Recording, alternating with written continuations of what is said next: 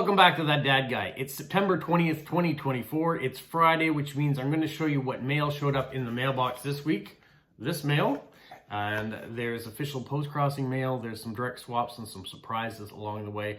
Plus, we're going to go through our weekly limerick that Stephen from Australia also provides, so we have that to look forward to as well. If you're finding my channel for the first time, make sure you like, you subscribe, you leave positive comments, you share with other people, and you put the notification bell on so you don't miss out on anything. Like live streams that happen on Saturday, and tomorrow's special live stream is going to be happening in Fredericton, New Brunswick at the Royal Stamp Show, so you want to make sure you be a part of that by putting the notification bell on. All right, let's get started with the official postcards that came in.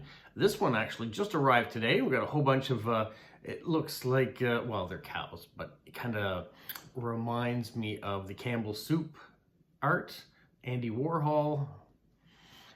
One thing that was very disappointing about this one here, on the back, the stamps were all gone. I mean, this stamp made it, but you can see where the cancellation was and the imprint of the wavy lines of where the machine hit it. But the stamps are gone, so I'll never know what stamp was there. So thank you for Nana Sue, who sent this to me, and her little quote is, it's the little things in life that makes life worth living. So there you go. Make sure you have lots of little things around to make life worth living for sure. Thank you for that, Nana Sue. The next one comes from China, and it is an Air China postcard. And this comes from Ziyu, he's a 14-year-old student in 9th grade, lives in Shanghai. It is a crowded city. I like skating, riding bicycles, reading books, and playing table tennis. Hope you like this postcard. Well, it reminds me of my recent flight. Now, I wasn't on Air China, but I did take a couple planes for my wife and I to go on our trip, and did some videos about that too if you haven't seen it. So thank you for that card. Oh, and I forgot to show you the stamp. There is a stamp. The next card comes from Portugal, and we have a bunch of different windows. So you can see a variety there. I usually get postcards that have a bunch of different mailboxes on it, so it's kind of refreshing to see one that is a little bit different about architecture. And it says, "Hola, greetings from Portugal. This postcard illustrates the typical windows in houses in Costa Nova Beach," and this comes from Katerina. So thank you, Katerina. And there is a stamp. Next card is a lenticular card. We have a hedgehog moving around here. You can see how he's going there. This comes from the Netherlands, and it says, "Very nice to meet you. I found this card for you. It's just had to be a hedgehog. We have a wild hedgehog who visits every night. My dad named him Korher, him or her, excuse me, it was in brackets, yeah, Melchior, Melchior.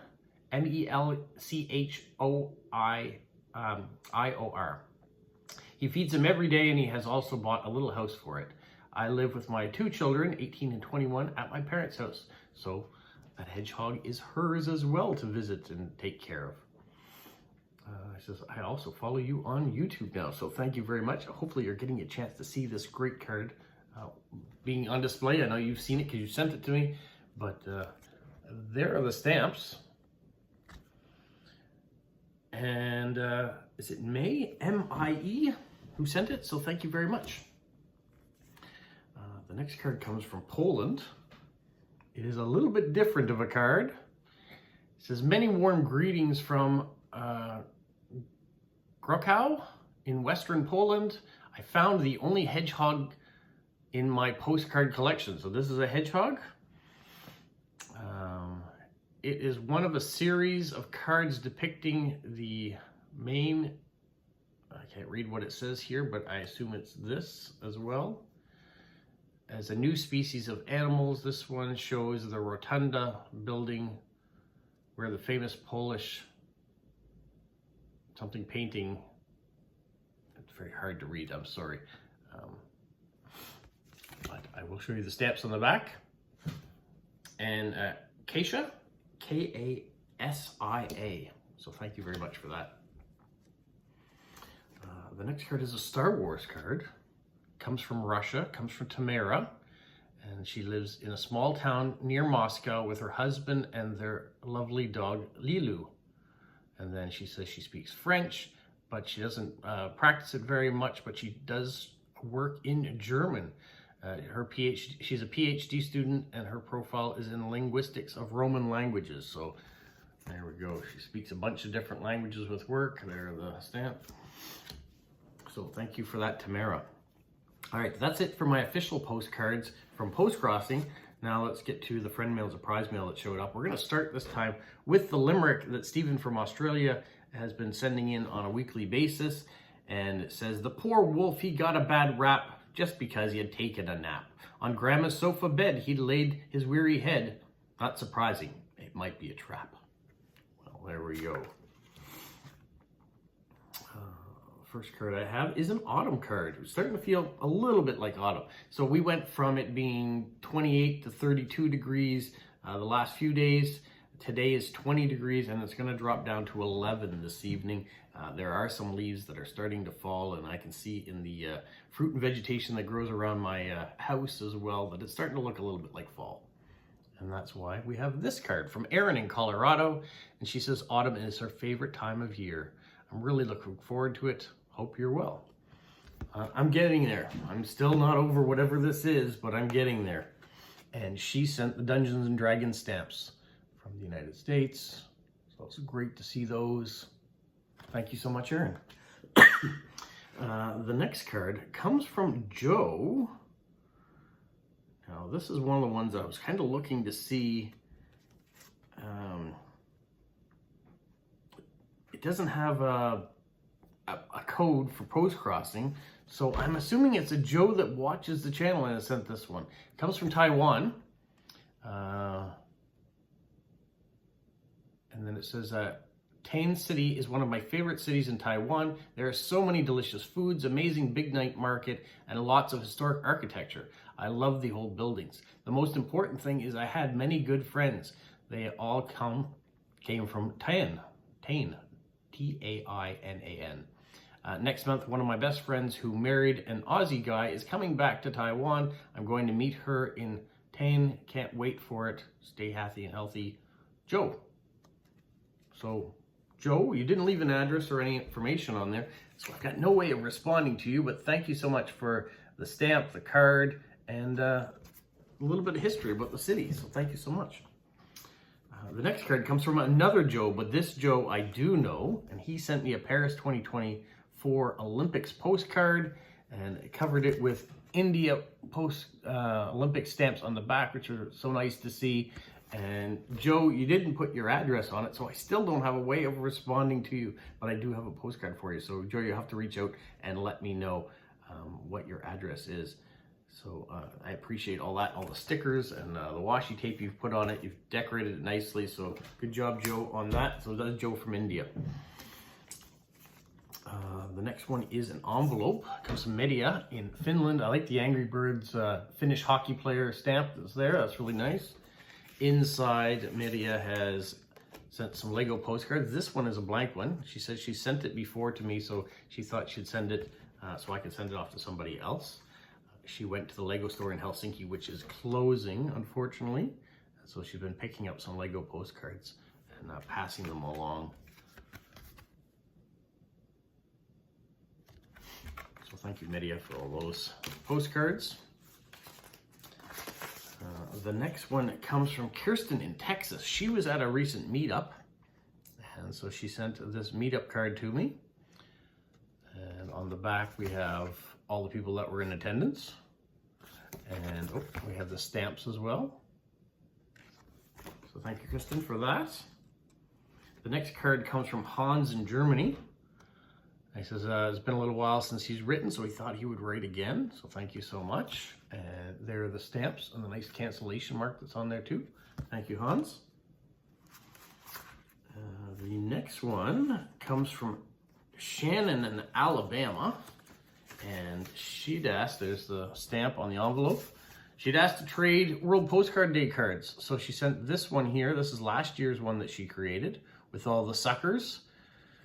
You know, I am a total sucker for postcards. There's a lot of us out there that have become suckers for postcards and for stamps.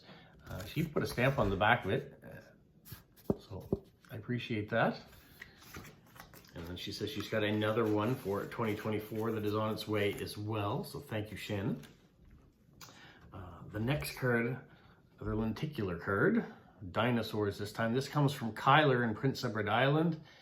He says, I hope I'm feeling better, and he's looking forward to seeing me in Fredericton this weekend, as he's going up today and I'm going up today, so we should run across each other while we're there for sure. There's the stamp. Nice washi tape too, so thank you, Kyler. The last one that I have comes from Kristen in Australia, and it's a nice big envelope with lots of stamps on it. Love seeing stamps on the envelopes. Interesting ones there too. And inside,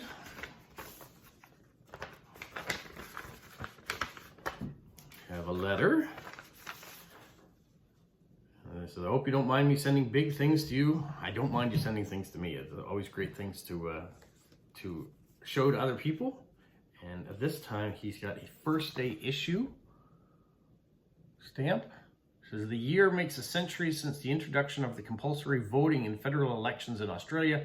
Compulsory voting laid one of the foundations for our distinctive electoral system and gave the effect to be an ideal that every Australian should have a voice. When in 1912, Australia became its first Commonwealth nation to introduce compulsory enrollment to vote in federal elections, voting was not made compulsory until 1924. Even so, we were one of the first countries in the world to introduce compulsory voting. Today, there are more than 17 million registered voters, with a 97.8% of eligible Australians on electoral roll. That is amazing. I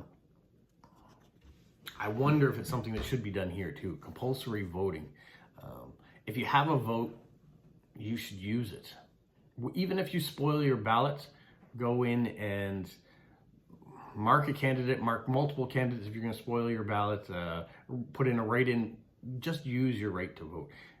I know in Canada and in the US, the voter turnout is sometimes so low and we get upset by who gets elected, but why get upset? If you haven't gone out to vote and made your mark, then you don't have a right to speak about the problems that are happening in the country. That's kind of how I sometimes feel about it, is that if you're not doing your part to at least pick a candidate that represents you, even if that candidate doesn't win, at least you went in and did your right to vote. So maybe Australia had it right by doing compulsory voting. The next one is this one here. We have an Olympic stamp one. On the back it says, Australian athletes have competed in all the Summer Olympic Games of the modern era. Our first Olympian was Edwin Flack, who won 2 gold medals and 1 bronze at the first modern Olympiad in Athens in 1896. Australia is one of the world's most successful sporting nations. In the last 3 Olympic Games, Australia's aggregate medal tally has ranked us in the top 10 of all participants. Historically, most medals won by Australian athletes have been in sports of swimming, athletics, cycling, rowing, and in that order. The Games of the Olympiad will be held in France on the 26th of July to the 11th of August 2024. Paris will be the main host city, with additional 16 host cities spread across metropolitan France and 1 in Tahiti, an island within the French overseas country and overseas collectivity of the French Polynesia. As a substitute, Paris will become the 2nd city after London to host the modern Olympic Games 3 times, having previously done so in 1900 and 1924. The Summer 2024 Olympic program is scheduled to feature 32 sports encompassing 329 events, the first Summer Olympics since 1960 to have fewer events than the preceding edition. Around 10,500 athletes will compete across 41 venues. So there we go. That was Paris 2024, which is now in the record books and complete, and Australia did well again. The other thing that Kristen sent were some 5-cent stamps. We have a whole row or 2 rows of them. Those, and then the stamps that were on the envelope, we have another set of those stamps as well, which is wonderful. I always like stamps that connect together so you can see an overall image that is different than if you should have say just that stamp. What does that stamp do by itself compared to what does the stamp look like when it's in the series?